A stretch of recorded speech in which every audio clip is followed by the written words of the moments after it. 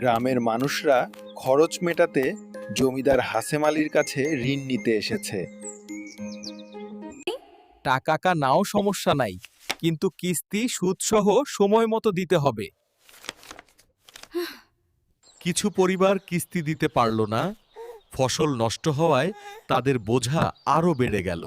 হাশেম আলী কঠোর, কিস্তি না দিতে পারায় জমি ও ঘর কেড়ে নেওয়ার হুমকি দিল।